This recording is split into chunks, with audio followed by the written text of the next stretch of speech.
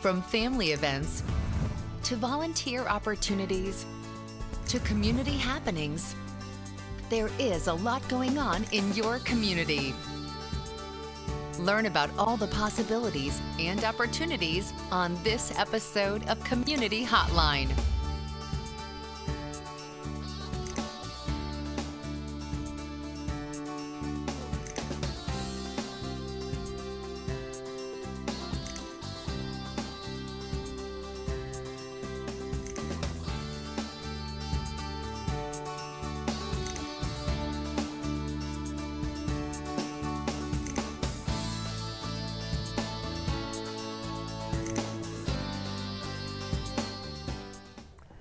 Hi, and welcome to Community Hotline. My name is Monica Weitzel. We're here at MetroEast Community Media in East County. Happy to have you join us here tonight. And I'm delighted as my first guest is going to be Bridge Meadows. It's a group that I interviewed, a year and a half ago maybe. And I'm happy to have you back, Dorinda and Renee Mosley, Dorinda Schubert. Yes. And you're back here to tell us all about the new and exciting things going on at Bridge Meadows.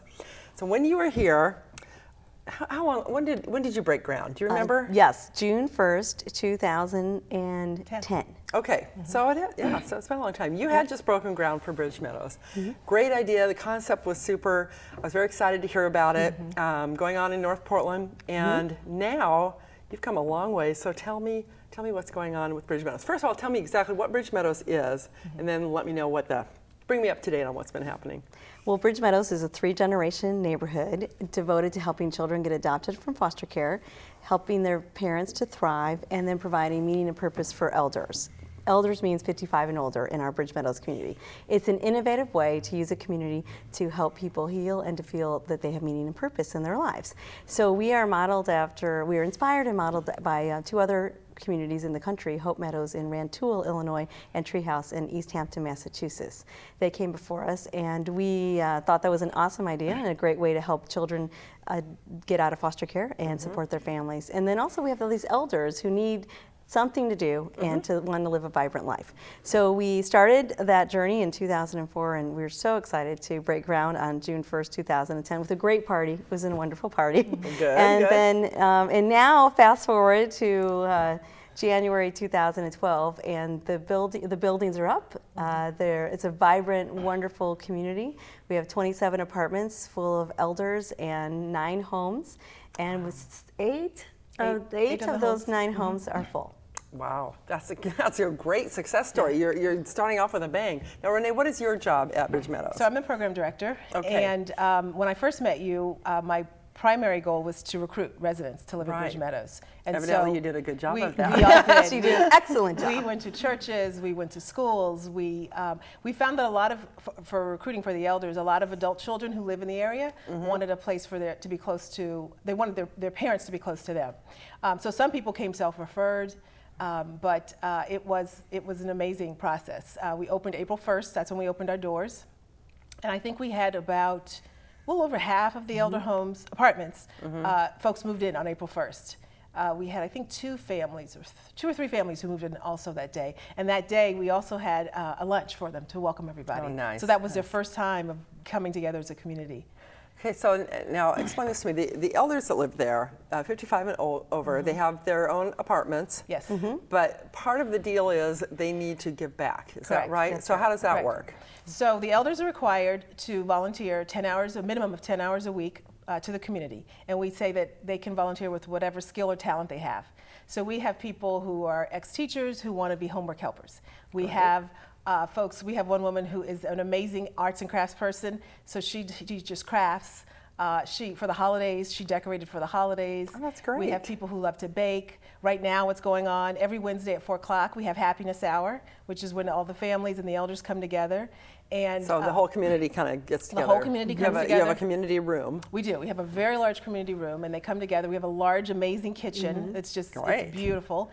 We've had a donor who graciously donated kitchen equipment. So, so folks use it for the community. So right now, even as we speak, they are all gathering and playing and having fun, and we do it every Wednesday at 4 o'clock. great. Now you said something about somebody bakes, and you were telling me earlier that you have somebody that makes cupcakes for the happiness hour. Today, is that right? Carol baked some delicious chocolate cupcakes. And you didn't Sorry, bring we me didn't bring one. any. Exactly. Sorry, Monica. Next time we'll know. Next time I'm having my happiness hour with you. There you go. Right. There you go. So one of the things we say is we have formal ways and informal ways for people to connect. So happiness hour, for instance, is a formal way for people to connect. And then we encourage people to informally connect the way they normally would. So everybody has a directory with everybody's name and number on it. The way the community is constructed, it's a courtyard, really. So you see everyone. Oh, great. Is it nice? Is it nicely set up so you can walk around? I mean, it's beautiful. Yeah. Yeah. Like there are places, just a regular neighborhood. That's right. There are beautiful park benches to sit on. There's a lovely patio, and Fred Meyer donated all the patio furniture for us. And there's a community garden that the elders and the families and the children, along with one of our construction company was Walsh Construction, and they helped make those. So everyone on the hottest day in August got together and put that together. So just imagine toddlers and with all the dirt and elders really working hard to and a great learning experience for the kids. It is. Yeah. It to was. know where that food comes from Exactly. and to watch it grow. Right. I mean, I think that's a great aspect to it.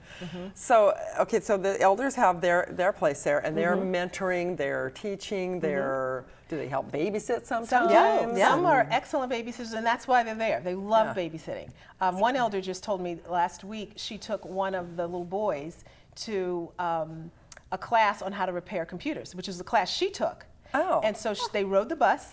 She taught him how to ride the bus. He's 10. Yeah. So they taught him how to ride the bus and how to repair a computer. And he's all excited. They took the bus back. That's so great. And those things happen. You know, we encourage it to happen, but we also say we want you to form the relationships you would naturally form with people. Right. And it is. It's happened. And we don't know some of the things that happen. We find out, on Monday mornings, who did what, where. I've run into the community members at Fred Meyer's. Yeah. So an elder is there with two of the kids from the community. We've got one little girl who just loves to go to Safeway.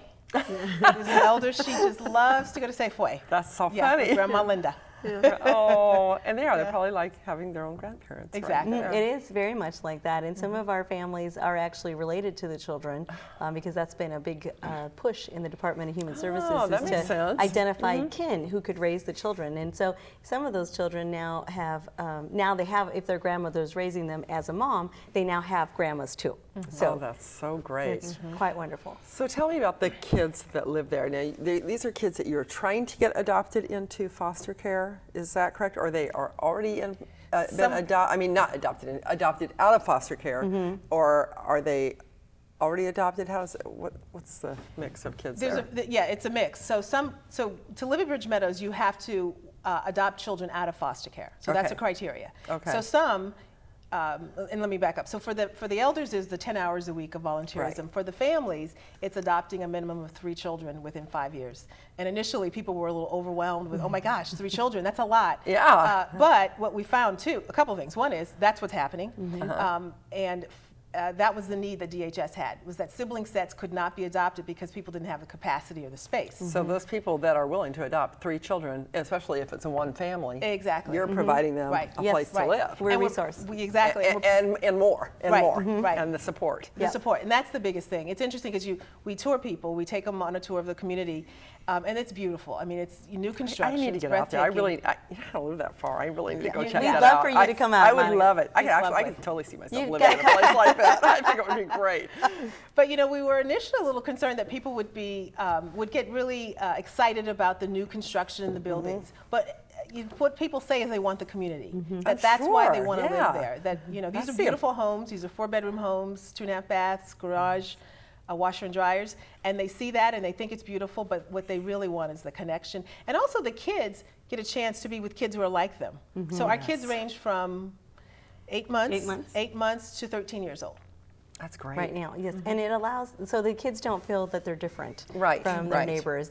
Everybody understands each other's lives. Everybody understands. Well, I have a court date. Well, they all know what that means. Right. And the moms then have each other to rely on because adopting.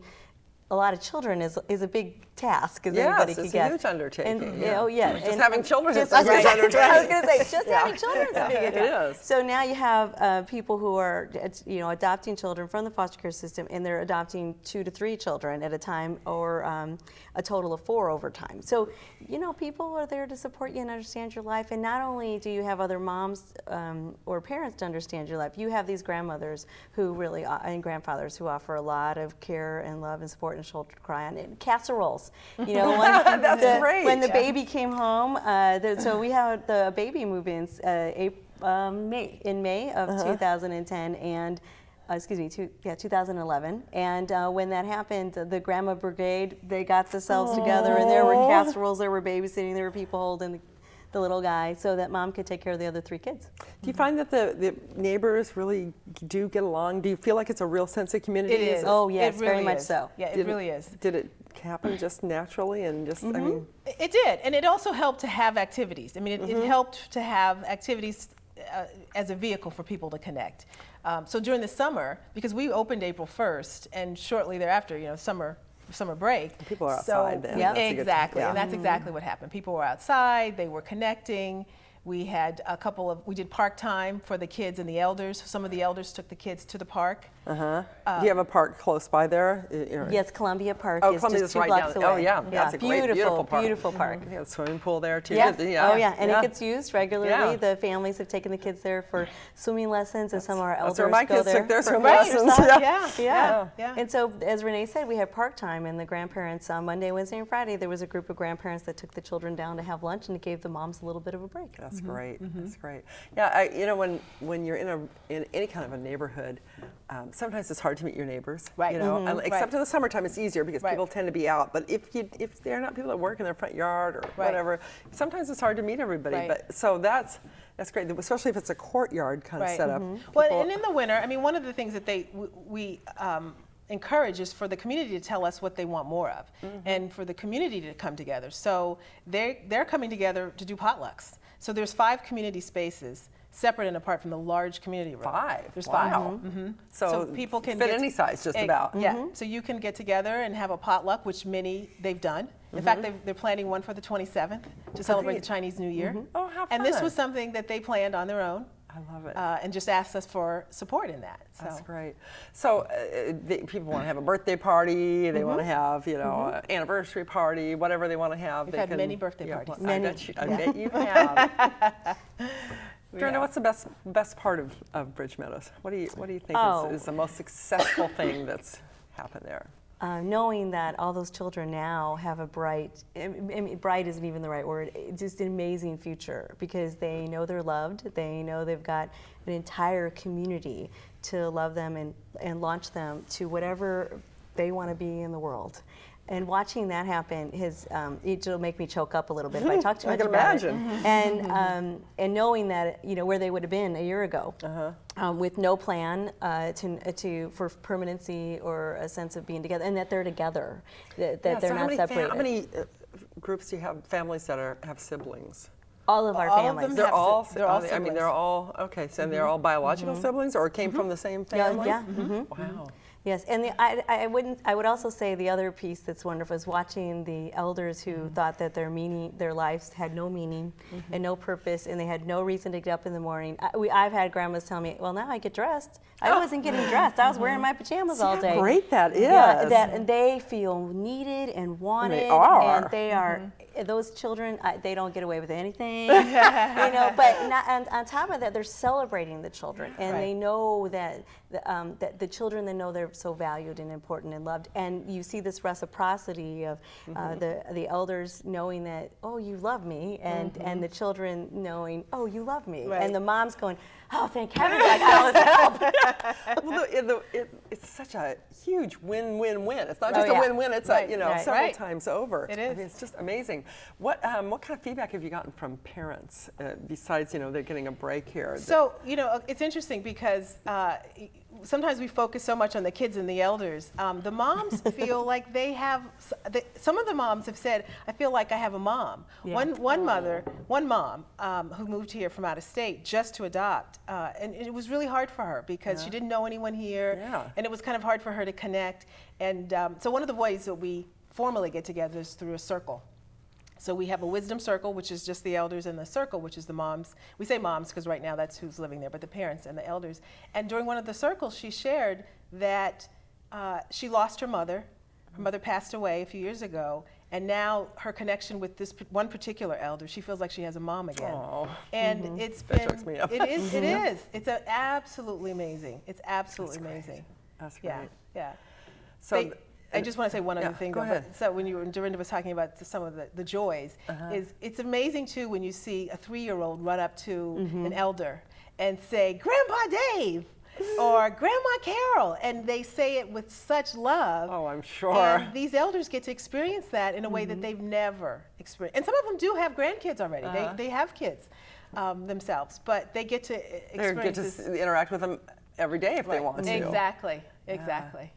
So, do you track the progress of the kids, like how they're doing in school and that kind of thing? Do you keep an eye on that, or do they just come to you if they're having issues and maybe need some more help? Well, at this point, it's rather informal, but it is our goal this year that we'll track it in a more formal research program evaluation way. But nothing happens at Bridge Meadows that Renee and Dorinda don't know about. Because somebody is, Monday morning, Renee's not kidding, Monday morning we have to just allow time to just chit-chat and hear how things went and what's going on. And the elders are very respectfully discreet in coming and saying, hey, you know, I think so-and-so needs a little more support, or I noticed so-and-so struggling with this. How can I help? Do you have any ideas? Could you give me tips?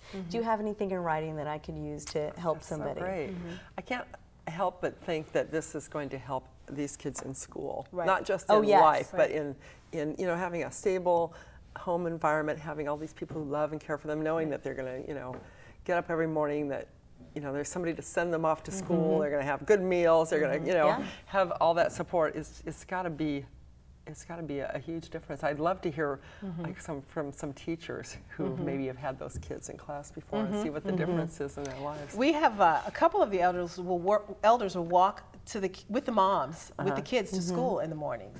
We had one young boy, he received an award, and some of the elders went with the mom to watch him receive the award. Oh, how So- special. and I think over time, All my grandmas and grandpas Exactly. are here. Exactly. one little girl had a basketball game. A couple of the elders went to her basketball game. It was her first ever basketball Oh, game. that's so great. Yeah. So Well, and then there was the football game. the when football game, people that's filled right. the stands. Oh, I and love it. It was raining, and they were out there anyway. And Cheering them Wow. on. Wow. It's Well, we're just about out of time. So before I let you go, I want to know, now you are supported how?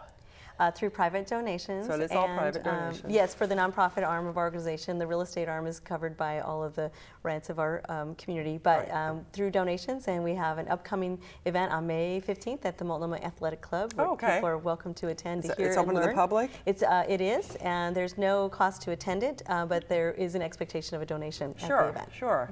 And so that's May 15th? Yes, and can be found on our website. Okay, and your website is bridgemeadows.org, is that it? Bridgemeadows.org. Okay, good. And it's a good website. Thank Thank you. you. We just revamped it. I've been taking a look at it. It is a good website. So people are interested.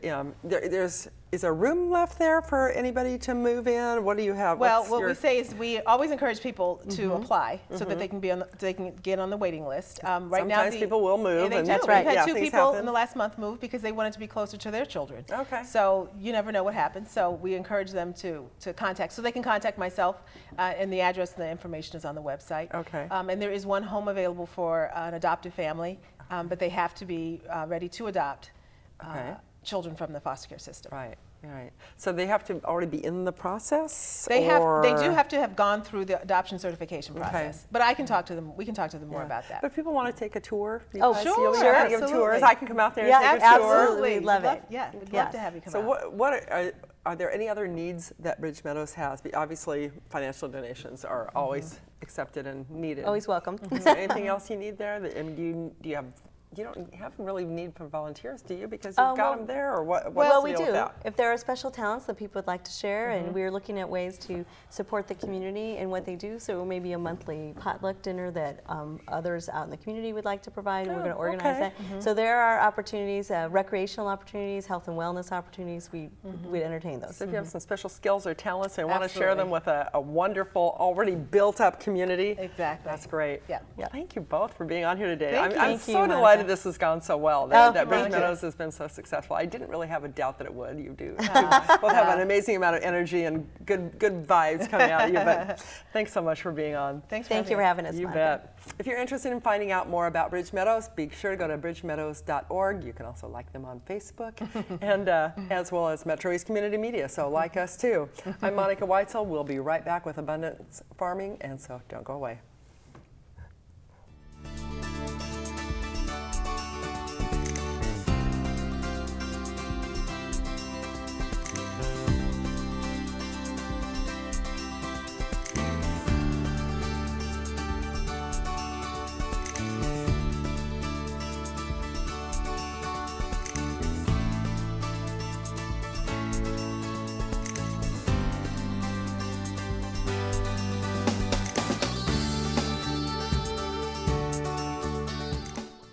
Volunteers are the cornerstone of local communities, and they enjoy the satisfaction that comes from being part of something larger than themselves. Multnomah County invites citizens to participate in projects that benefit the greater good of our residents.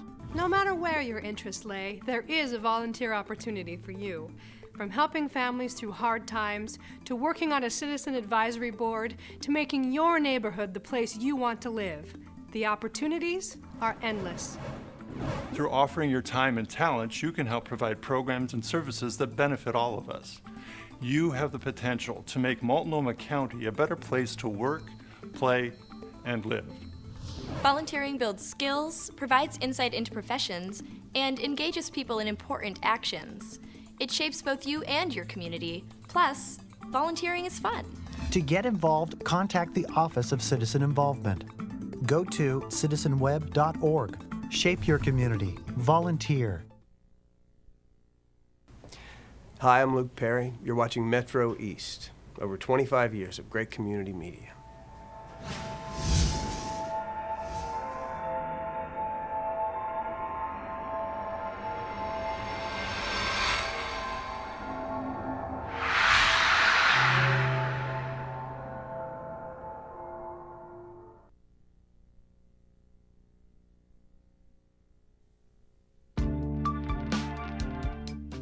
Alone, our reach is limited. No matter how great our intentions, on our own, we can only stretch so far.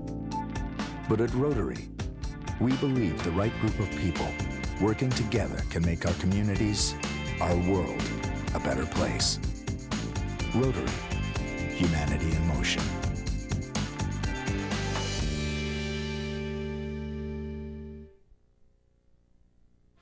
¿Están listos?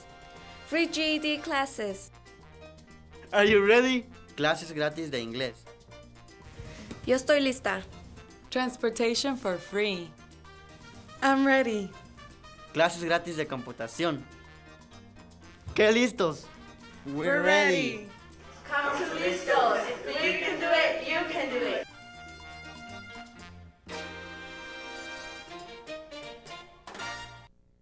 What am I supposed to do with all these corks? Turn them into a cork board. What about all these floppy disks? How about a fantastic journal?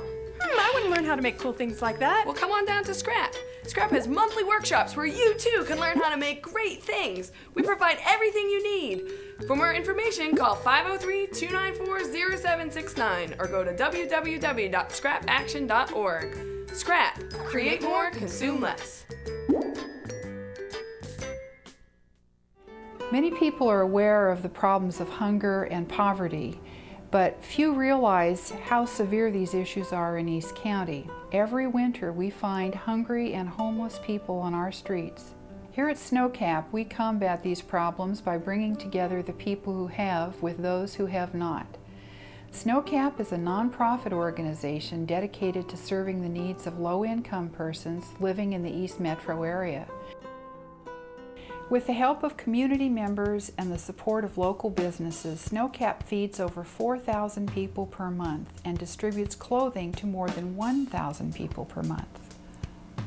You can help SnowCap by donating your time, donating food or clothing, or making a financial contribution. To find out more, contact SnowCap at 503-674-8785 or on the web at www.snowcap.org. Volunteers are the cornerstone of local communities, and they enjoy the satisfaction that comes from being part of something larger than themselves. Multnomah County invites citizens to participate in projects that benefit the greater good of our residents. Help provide services to thousands of your neighbors. Sound impossible? 1,700 members of your community are already doing this, and so much more, by volunteering with Multnomah County Library. Library volunteers help their neighbors by teaching computer skills, shelving materials, and promoting literacy in the community. The library provides a wide array of services, including lending popular books and DVDs, computer access, and life-enriching activities. Give a neighbor a helping hand and spend a couple hours a week at the library, making your community a better place. To find out more about this volunteer opportunity, visit their website. To explore other volunteer opportunities, contact the Office of Citizen Involvement. Shape your community.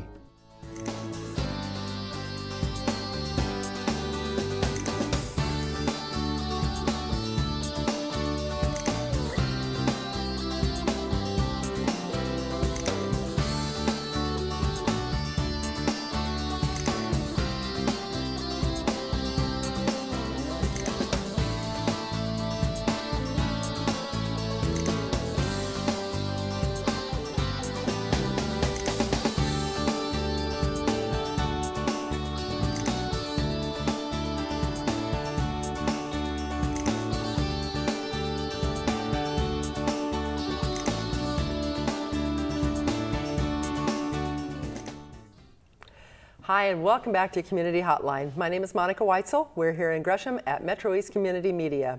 Thanks for staying with us. Now I'd like to introduce you to the founder and director of Abundance Farming Project. This is Paul Osterlund. Glad to have you here. Thank you. Appreciate it. Abundance Farming is all about providing the world those areas that are in drought conditions, or people that are having trouble producing enough food to feed their communities. Is that kind of it? We really reach out to what is technically called smallholder farmers. So these are rural poor. Okay.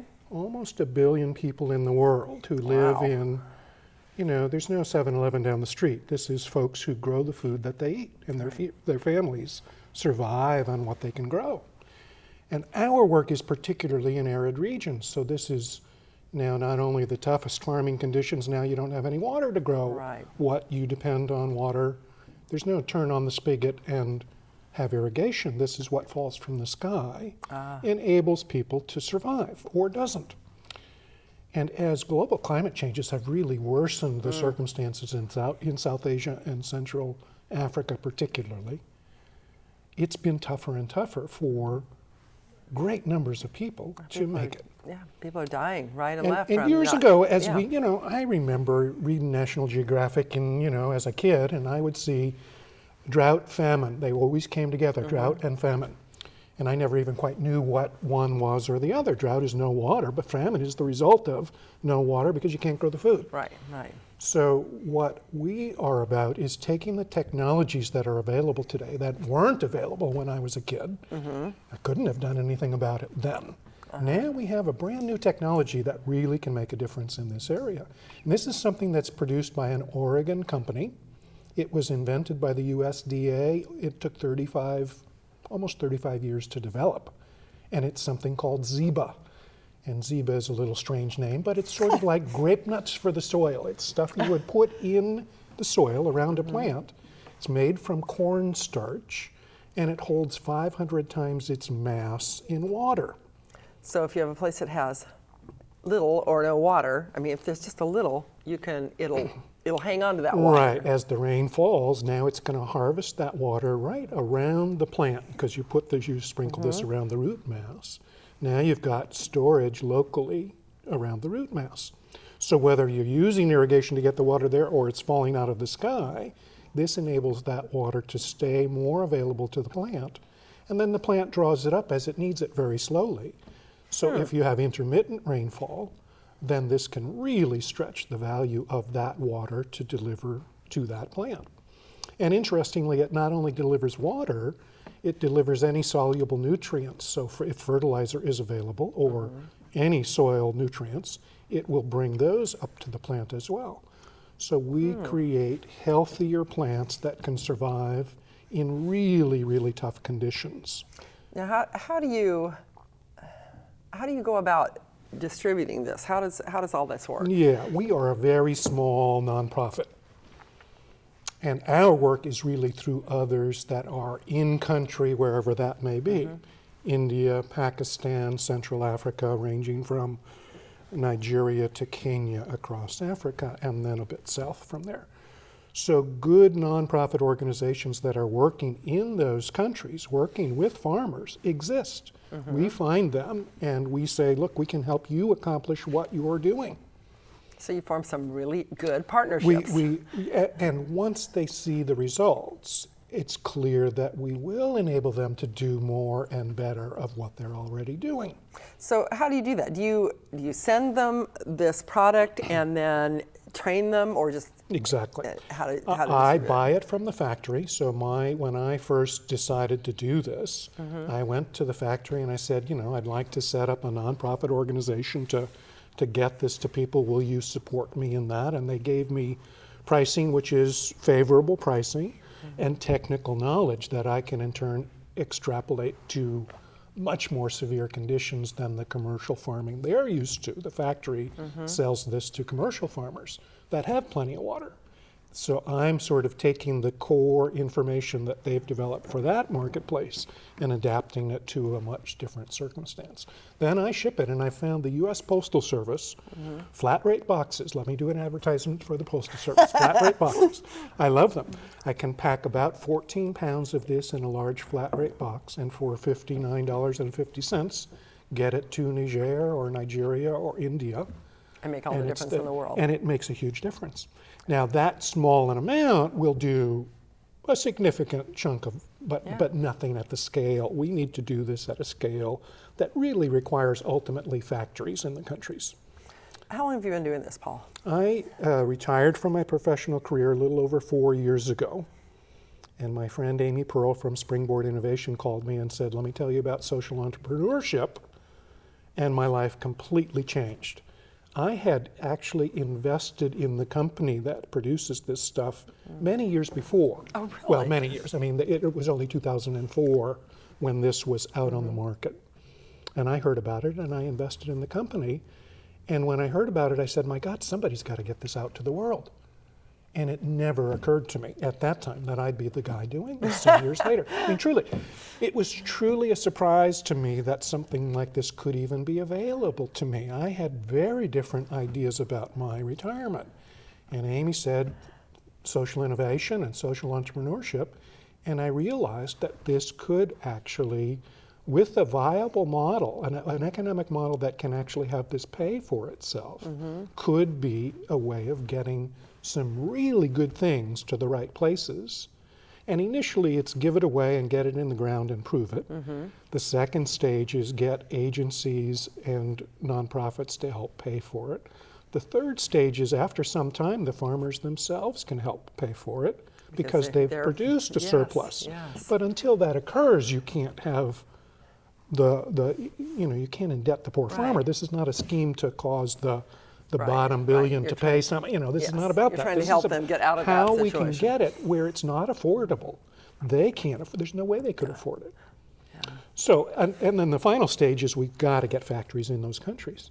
So the idea of shipping something from the United States to everywhere is a flawed approach. So it's starting out very small, but the potential is a worldwide huge It's a small start with a very big objective. We intend to help impact hundreds of millions of smallholder farmers. So it could change the world. It could change the world. Yeah. And the thing about this technology, and this isn't the only one, but this is such a breakthrough technology. A kitchen sponge, which we think of as something that absorbs quite a bit of water, will absorb 15 times its mass. This will absorb 500 times its mass. Goodness.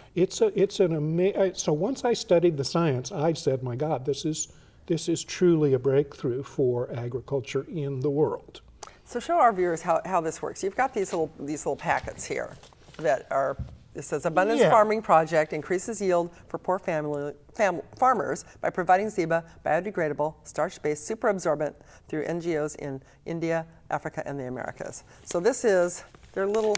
It's like grape nuts for the soil. It's little granules. Little tiny granules. And that is a teaspoon. Okay. And that teaspoon will absorb a liter of water. So this is a liter of water that I put that in some time ago and put water in it. And now we have what we could say is a hydrogel. It's no longer liquid water. Yeah, it looks like it's blobs of water. Yeah, it's not If we smooth. poured it out, we wouldn't have water running down our hand. We would have little blobs. It's almost like watered down Jell-O or something. It's sort of, Jell-O is as close to it as we know. Runny Jell-O.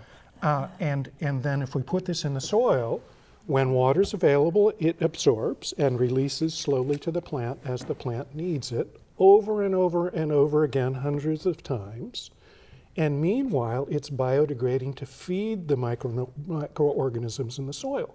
It's a starch-based natural ingredient. And some potassium salts. So it's not even sodium salts. It keeps the pH in the soil neutral, and it feeds the microorganisms for a much longer time, actually, than it's when it's an active super absorbent. So it's a great way to build our soil, and it's a lifesaver for the small farmers. I'm sure. So tell me what the response has been from people in the other countries who have used this. Have you gotten feedback from farmers themselves or from the agencies who are distributing it? All of the above. We're working with a familiar agency, Mercy Corps in Portland. We certainly know Mercy Corps. Yes. They're doing some evaluations in Zimbabwe. Those are done on slightly larger scale farms than the very smallholder farmers in Niger, for example, which is in the northern part of Africa. Very poor, probably one of the poorest African nations. This summer, our farmers produced in millet, growing millet, which is a grain that they then make into a flour, produced 110% yield increase using Zeba and fertilizer together. Fertilizer alone produced a 20% yield increase. Now, so often we think fertilizer is the thing that's going to make the difference. Yeah. It's not in a water scarce circumstance because it can't get to the plant. If you have plenty of water, sure, that may make all the difference. Now, Zeba alone produced a 60% yield increase. Wow. Zeba and fertilizer together, 110% yield increase. And this is during a drought year. That's impressive. It's very impressive because the circumstances are so at the margin that water is the single thing that is the critical factor. So it truly is a life or death and therefore issue. it's a life-saving. Yeah. It truly is.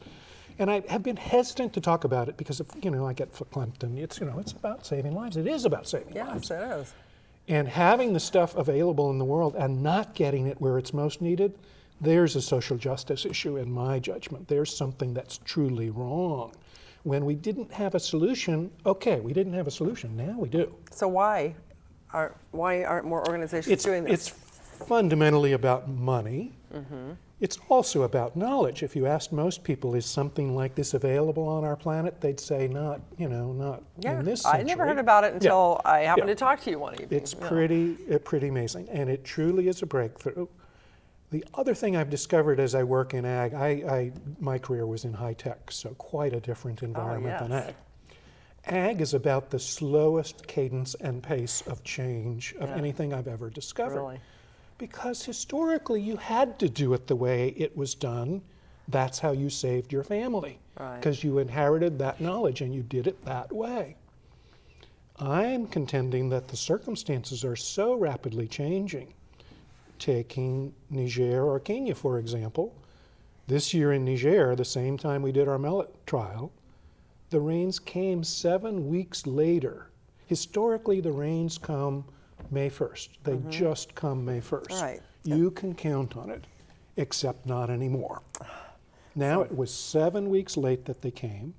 So a very short growing season, and that's where we produce such extraordinary results. But for those folks who are able only to grow in that rainy season, when the rains come is a life-determining circumstance. Sure. Some may not make it to that Yeah. rainy season. Now NASA says the rains are falling over the Indian Ocean, not over Kenya. Oh, wow. So we've now, however you say the cause of global climate change, we certainly can see the evidence of global climate change.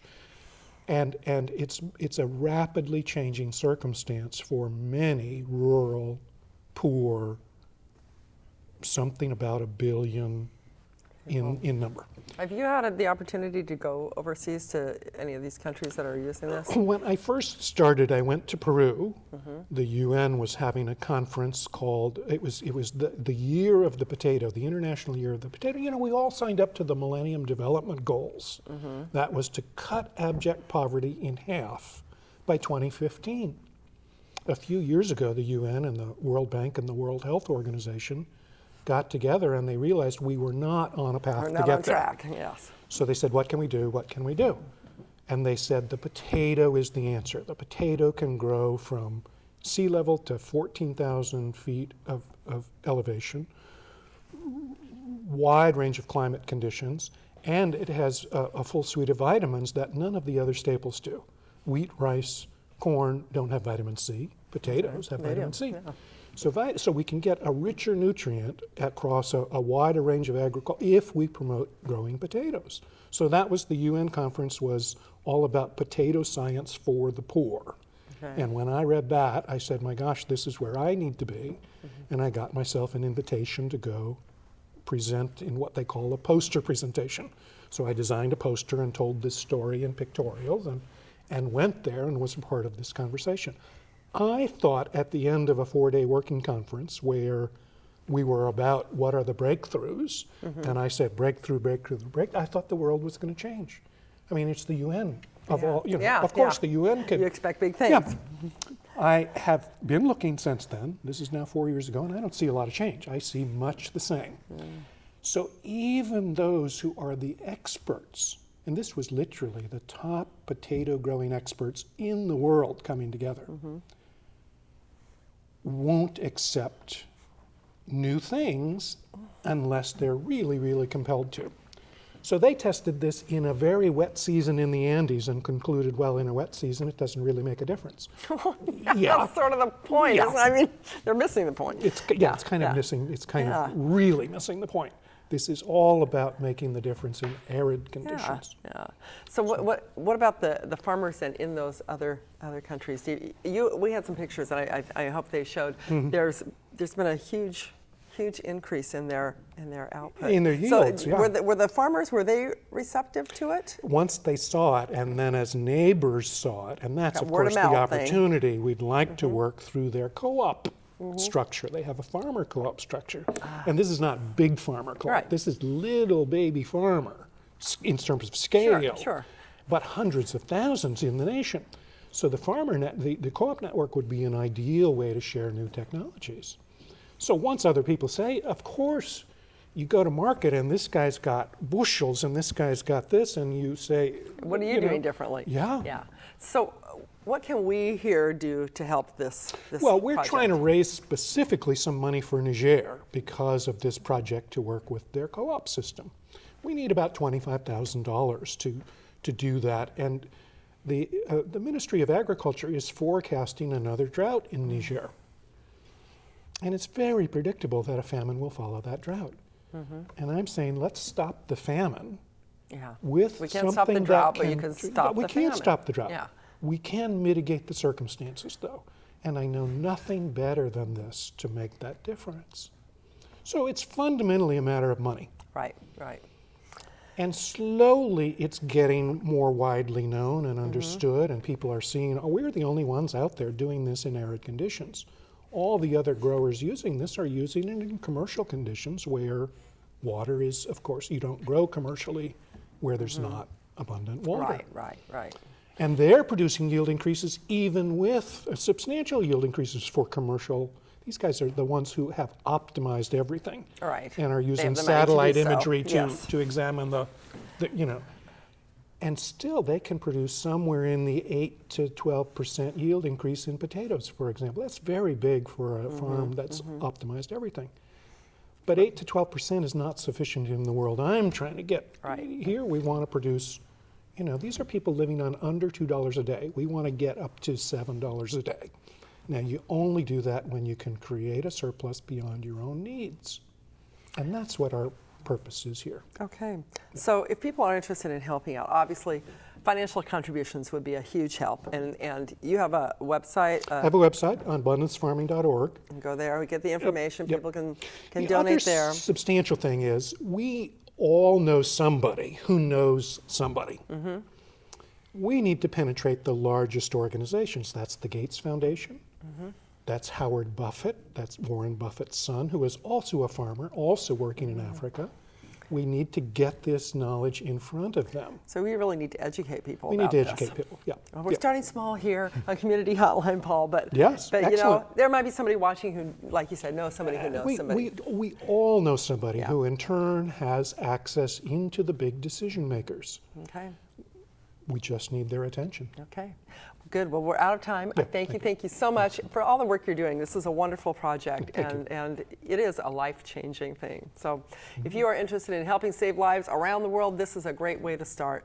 You can contact Paul. You can contact Abundance Farming on their website. Please let's see what we can do to help you out. Thank you. Thank you so much for watching this segment of Community Hotline. That's all we have for tonight. I'm glad you joined us. We'll be seeing you here again next week. I'm Monica Weitzel. This is Community Hotline.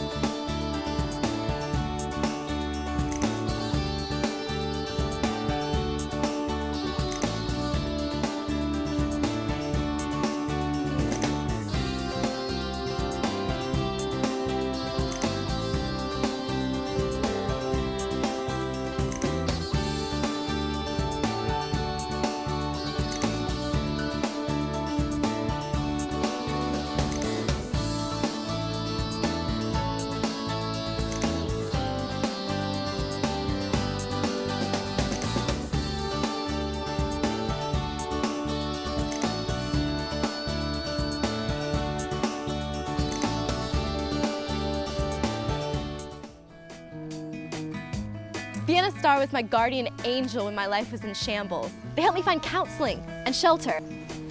Vienna Star is great. They helped us pay our utility bills. And find health resources.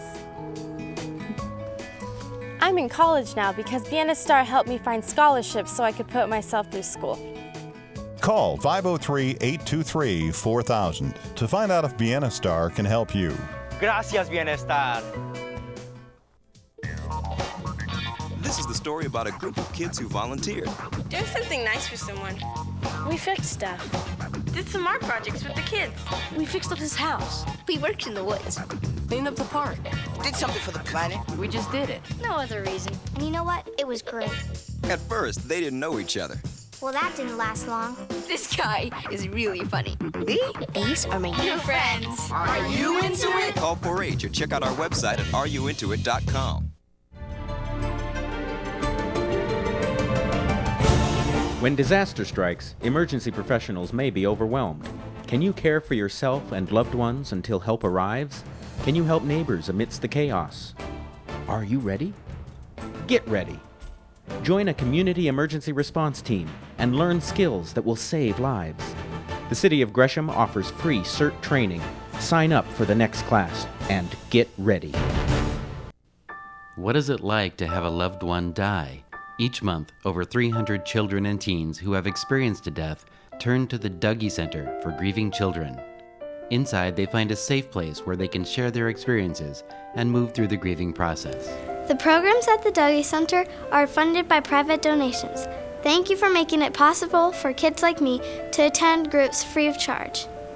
The Dougie Center, because grief comes in all sizes.